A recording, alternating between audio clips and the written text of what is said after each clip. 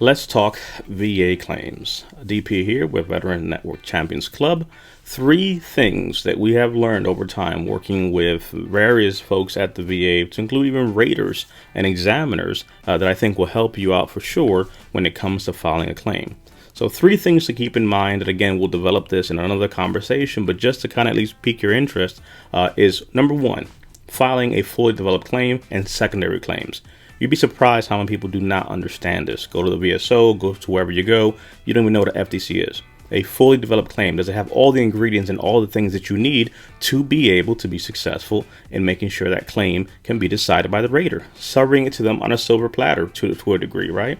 And secondary claims, which many people don't even think about, right? You're rated for one thing, but now something's been caused secondary. A bad left knee may cause you to lean to your right, and now you have issues on the right side, which develop, which in turn can become secondary claims.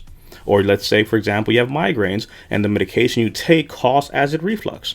They're secondary. So these are things that happen that people sometimes don't think. Now, obviously, the symptoms have to rise to the level of a disability, but that's one example of a thing that many folks don't want you to know about, or folks don't have the time to really dig into all that. So fully developed claims and secondary claims are huge.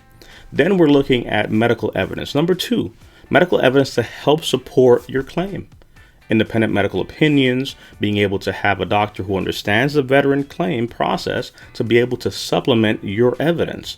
You may have gone to sick call, sick bay, gone to the doctor in the civilian world, but something to tie it together and help that is going to be key, especially if we've been out of service for a long period of time. That's a nexus connection, a nexus letter. So that opinion is going to be very key and vital, and we have some providers that we've networked with that can provide that to be able to take medical evidence and say, based off my experience, this may well be that. Bad knees on a veteran. He also happens to be, let's say, airborne, jumped out of an aircraft 200 times. Based off what I'm seeing, my medical professional opinion, one thing may have caused the other.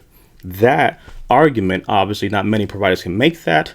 That's where making sure that there's a provider who can provide that opinion is going to be key. So that's a number two key there, which is, again, looking at a nexus letter, independent medical opinion. And on top of that, the third secret would be to make sure that you're putting everything on a silver platter, that your statements are helping the argument, that everything you have, your buddy letters, are all supporting, and you're staying on task, because you'd be surprised you can go on a tangent going into different things. We're going to be hosting some classes on how to write personal statements and get buddy letters, because it's about supporting the claim and making it easier for the rater to rate. So you as the veteran, do your job, provide this on a silver plate so they can do their job on their side and get you rated.